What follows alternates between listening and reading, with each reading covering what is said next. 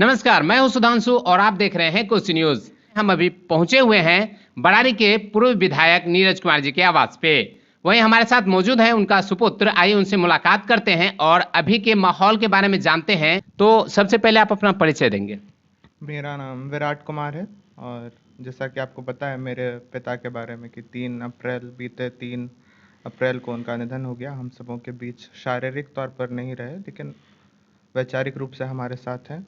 उनका विचार हमारे साथ है। हम लोग कोशिश कर रहे हैं कि उनके जो भी बताए रास्ते हैं उस पर चलें और पूरी कोशिश है कि उन्होंने जो सपना देखा था उसको पूरा करें।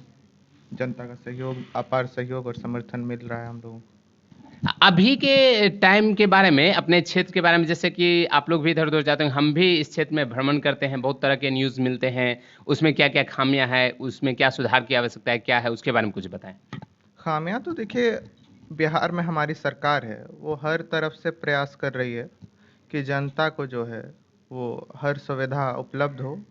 अब इसको लेकर किसानों के लिए हमारी सरकार काम कर रही है, छात्रों के लिए काम कर रही है, युवाओं के लिए काम कर रही है, बच्चों बूढ़ों के लिए कई तरह की योजनाएं ला रही है। अभी आप देखिए, किसानों के लिए जो बिहार में जो अनियमित बारिश हुई है इसको लेकर हमारे बिहार सरकार ने 100 करोड़ रुपया आवंटित कर दिया है कि अनियमित जो मानसून हुआ है इससे किसानों को राहत देने के लिए। और आरा में हमारी सरकार ने कृषि महाविद्यालय बनाने के लिए 144 करोड़ रुपए भी आवंटित किए हैं। तो हर क्षेत्र में काम हो रहा है। अभी आप देख लीजिए, जो अति पिछड़े या फिर जो SC ST कैटेगरी के बच्चे हैं, इन सबों के लिए जो जो स्नातक कर रहे हैं या फिर जो 12th पास कर गए हैं, 10th पास कर गए हैं, तो इन सबों के लिए प्रोत्साहन राशि की उपलब्धता कराई जा रही है। तो हर हर क्षेत्र में बिहार सरकार काम कर रही है। लेकिन ये है ना, जैसे आपको पता है कि बिहार जो है ये नेचुरल क्लैमिटीज़ से बहुत ही अफेक्टेड है। तो जैसे हमारा नॉर्थ बिहार है ये फ्लड से अफेक्टेड होता है, और जो साउथ बिहार है वहाँ पर ड्राउट यानी कि सुखाड़ से प्रभावित रहता है। तो जब तक अधिक सहायता हम लोगों को नहीं मिलेगी केंद्र के तरफ से, तो हम लोग जो है विकास नहीं कर सकते हैं उस स्तर पर। लेकिन फिर भी हम लोग सीमित संसाधनों में हमारा विकास दर जो है बिहार का, ये नीति आयोग का रिपोर्ट है कि हम लोग दूसरे स्थान पर हैं। तो हम लोग सीमित संसाधनों में विकास कर रहे हैं, और अगर 2024 में बिहार की जनता हमारे महागठबंधन को जिताती है तो विकास का रफ्तार और तेज होगा और सभी लोगों का विकास होगा। जैसा कि आपने बताया और सभी को पता भी है कि ये बाढ़ आपदा प्रभावित क्षेत्र है। जैसा कि गंगा कोशिका संगम नज़दीक में ही है, जिससे प्रभावित बहुत सारे क्षेत्र होते हैं। उनसे बचाव के लिए, उनसे राहत के लिए लोगों के लिए क्या वैसी व्यवस्था होनी चाहिए ताकि लोगों को परेशानी का सामना न करना पड़े। बाढ़ से बचाव के लिए तो देखिए, क्योंकि वो प्राकृतिक आपदा है तो इसको आप रोक नहीं सकते, इससे आप बचाव ही कर सकते हैं। तो बचाव का क्या है, जो कटाव विरोधी काम है वो लोग कर रहे हैं। सरकारी स्तर पर जो है वो काम हो रहा है। तो इस बार आपको देखने को मिला होगा कि बांध जो टूटने का जो खबर मिलता था, ये इस बार बहुत कम हुआ है। और हमारी सरकार जो एक योजना चला रही है, नदी जोड़ो योजना, तो नदी में जितने भी गाद हैं इसको सरकार हटा रही है। तो जो भी रास्ते पानी के बहाव के बंद हुए थे तो इनको वापस से जोड़ा जा रहा है, ताकि ज किसानों के खेतों तक पानी पहुंचे, और जो बाढ़ का जो समस्या है इसको क्रिटिकली हम लोग यूज़ कर सकें पॉजिटिव वे में।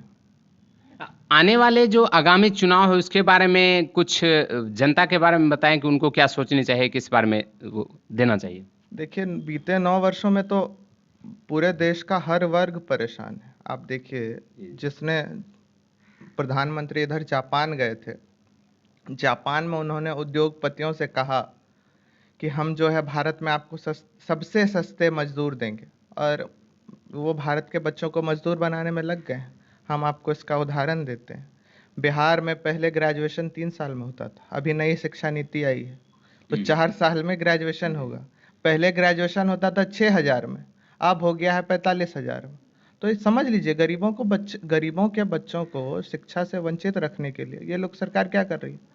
जब शिक्षा से वंचित रखेंगे तो गरीब का बच्चा क्या करेगा, मजदूरी ही करेगा। तो ये लोग गरीबों के बच्चों को मजदूर बनाना चाहते हैं। तो सरकार की मंशा साफ है। अभी आप देख लीजिए, जो रेलवे था, रेलवे में सबसे ज़्यादा लोगों को रोजगार मिलता था, अभी रेलवे का निजीकरण हो गया है। उसमें जो है ये लोग आरक्षण को पिछले दरवाजे से ये लोग समाप्त करना चाहते हैं। अभी आप देख लीजिए भारतीय सेना में क्या हो रहा है, ये लोग खुद को राष्ट्रभक्त बताते थे, देख लीजिए अभी राष्ट्रभक्त जो उसमें 4 साल अग्निवीर, गरीब का बच्चा मरेगा उसमें, और भारतीय जनता पार्टी के लोग कह रहे हैं कि 4 साल के बाद जो है वो भारतीय जनता पार्टी के किसी दफ्तर के सामने चौकीदार की नौकरी उनको देंगे। अब सोच लीजिए सेना के प्रति इनका क्या रवैया है। तो ये तो जग जाहिर है, स्पष्ट हो चुका है, जनता समझदार है और 24 के चुनाव में बदलाव होने वाला है। ये 25 तारीख को फरवरी में सीमांचल में जो रैली हुई थी, तो सीमांचल के लोगों ने भी बता दिया भारतीय जनता पार्टी के लोगों को कि आपने जो हमारे साथ पक्षपात किया, क्योंकि देखिए 2019 के चुनाव में हम लोगों ने 40 में से 39 सांसद बिहार की जनता ने इन लोगों को जिता कर दिया था, लेकिन बिहार के विकास को लेकर एक भी काम नहीं हुआ है।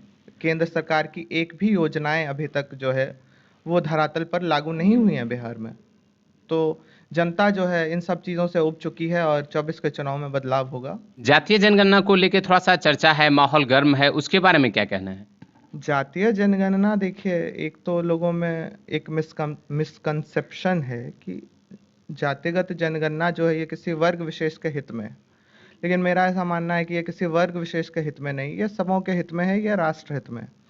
आप अपने शरीर का ही उदाहरण लीजिए, हमारा हाथ पैर है, सिर है, आँख है, नाक है, कान है। अभी आप सोच लीजिए मेरी एक उंगली जो है ये इतनी बड़ी हो जाए, क्या ये ठीक लगेगा? नहीं लगेगा। तो इसी तरह अगर कोई एक समाज में कोई एक वर्ग है जो पीछे छूट गया है, तो ये समाज की जिम्मेदारी है, जो सत्ता में बैठे लोग हैं इनकी जिम्मेदारी है कि इनको भी उस बराबर लाएं जो कि समाज का जो तबका पीछे छूट गया है। तो हमारी पार्टी तो समाजवादी विचारधारा पर चलती है और समाजवाद का मूल उद्देश्य ही यही है कि समाज में जो है समाज के जितने भी संसाधन हैं इसका बराबरी से बंटवारा हो। हाँ, तो फिर यही हम लोग चाहते हैं कि समाज में समता स्थापित हो और बाकी जनता का सहयोग रहेगा। अभी आप देख लीजिए इन लोगों ने कोशिश की कि जातिगत जनगणना को रोक दें, लेकिन हमारे नेता माननीय राष्ट्रीय अध्यक्ष श्री लालू प्रसाद यादव जी और माननीय उप मुख्यमंत्री श्री तेजस्वी प्रसाद यादव जी कटिबद्ध हैं बिहार की जनता के लिए कि बिहार में जातिगत जनगणना होगी और सबको उनका वाजिब हक मिलेगा। क्योंकि आप देख लीजिए पिछली जातिगत जनगणना जो हुई थी वो 1931 में हुई थी, तो 1931 के जातिगत जनगणना के आधार पर ही योजनाएं बन रही हैं, बट रही हैं, उसी के आधार पर जो है सारी योजनाओं का क्रियान्वयन हो रहा है। तो जातिगत जनगणना बहुत ही ज़रूरी है, क्योंकि उसके बिना जो है योजनाओं का सही तरीके से क्रियान्वयन नहीं हो सकेगा। तो इस वजह से, और 24 में जब सरकार बन जाएगी, अभी तो हम लोग बिहार स्तर पर ही जातिगत जनगणना करा रहे हैं, अगर 24 में सरकार बनेगी तो पूरे देश स्तर पर जातिगत जनगणना होगी और जो भी शोषित वंचित पिछड़ा तबका है उसको उसका हक और अधिकार मिलेगा। तो जैसा कि आपने जाना इस क्षेत्र में कैसी समस्या है और उनके बाद और भी बहुत सारी जानकारी, तो आज के खबरों में इतना ही। आगे फिर मिलते हैं नए खबरों में नए जानकारी के साथ, तब तक के लिए मैं सुधांशु, कैमरामैन अभय के साथ, धन्यवाद।